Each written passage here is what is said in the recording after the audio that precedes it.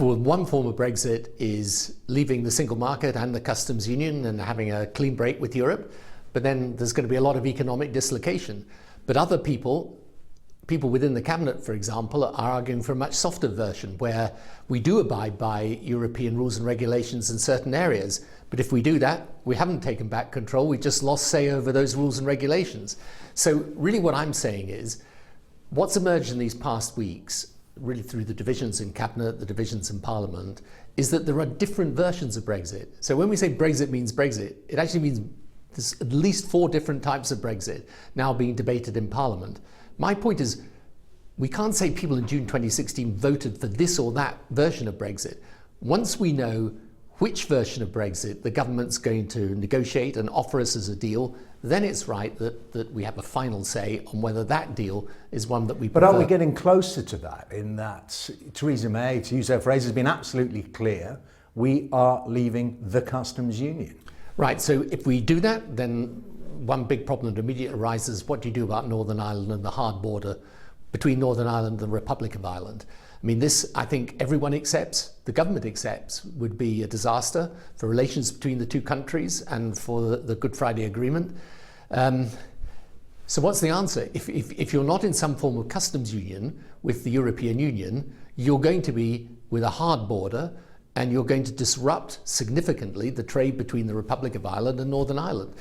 And that's just one example of the difficulties that arise. Our financial service sector, enormously important to the country. We have a £90 billion surplus with the EU. If we can't get access into the Europe single market as we have it at the moment, where we're frankly the predominant player in financial services, we're going to lose jobs, we're going to lose investment, we're going to lose wealth from the country. Well, let's talk about the other versions of taking back control that are around, and one coming from your party, which is remaining in a customs union, which according to the Shadow Foreign Secretary would look pretty like the customs union. There's going to be a big speech from the leader, from Jeremy Corbyn, on Monday on this. Do you think that is the correct position for Labour, to stay in the customs union in effect? I think it's a good evolution of policy. I obviously want us to go further, but I would welcome it. But be under no doubt what that then means. If you're in a comprehensive customs union between the UK and the European Union, you're not really going to be striking free trade deals with other countries.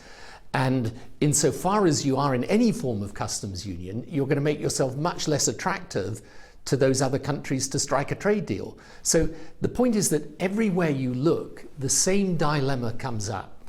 We do over half our trade with the EU. If you want access into that market, you've got to keep close to its rules, in which case you haven't taken back control. Indeed, you've actually lost the control you have because you're no longer in the decision-making room. On the other hand, if you want the freedom to strike out on your own, then the economic dislocation for the country is going to be substantial. And that, one of the things we do in this report today is just go through, not the reports from people here, but all around the world. There's a consensus as to what is happening with Britain at the moment and what will happen if we go ahead with a clean break Brexit. There's going to be significant economic damage. It's well, not to say that not a consensus. I mean, there's economists for Brexit brought out a paper just the other day, said that Britain's going to be better off. Right. So the economists for Brexit is a really interesting point because it shows you exactly what the problem is. They're assuming that we have literally frictionless trade with the whole of Europe, but we're still able to strike all these deals on our own, and also we're getting rid of a whole lot of the regulations that David Davis the other day was saying we want actually even higher standards than the rest of Europe. A lot of contradictions, I get it. So how would you put that, it's so complicated, back to the public again? They're not going to read your paper. They haven't read a lot of these other papers. They voted in June 2016 to leave the European Union. I'm sure people are getting so confused, and what the polls are telling us are they're getting frustrated. They're saying, why haven't we left already? How would you test public opinion again? By what mode? Right, so this is really obviously the key point and a very good point to make. So this is why we have Parliament. Right? So Parliament should be debating these different issues and different versions of what Brexit may be. My point is very simple. If it gets to the point, which I think increasingly it is possible we will do, where there isn't a consensus in Parliament or a majority in Parliament for any particular type of Brexit. In other words, once you try and put a positive case for this Brexit as opposed to these other Brexits, once you do that and you find there's an impasse, at that point the sensible thing since this whole Brexit business originated from the referendum in June 2016, is to say it's got to go back to the people to decide, do they want what is on offer from the government now, as opposed to what we have now in the European Union.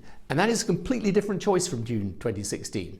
That was a choice, do you want to stay in Europe or not? People said, okay, we want to go. But now we will have the opportunity to pick a Brexit from the various versions. So a referendum with what, 3 options on it? Well, you can decide as when you come to it exactly how you phrase the referendum. I mean, it could simply be between the deal the government's going to propose, because they've got to propose one in the end, and remaining inside the European Union. My point is very simple. Once you accept that even people who voted leave have been voting for different types of Brexit, then there's got to be a way of resolving which is the Brexit we really want. What about the sovereignty of Parliament, though? And there is common cause being made by Anna Soubry on the Conservative side and Chuka Umunna on the Labour side, with an amendment to one of the bills going through about staying in the customs union. Do you think Labour as a whole should support that, make common cause with those on the Conservative side who think it's a bad idea to leave the customs union? Absolutely, of course we should. I mean, this is much more important than whatever party affiliation. This is the most important decision this country has taken since World War II. It's got enormous implications for our future. Just even around the Northern Ireland question, it's got enormous implications. And so, you know, it shouldn't be a matter of Labour or Conservative. It should be a matter of what do people really think is in the interests of the country.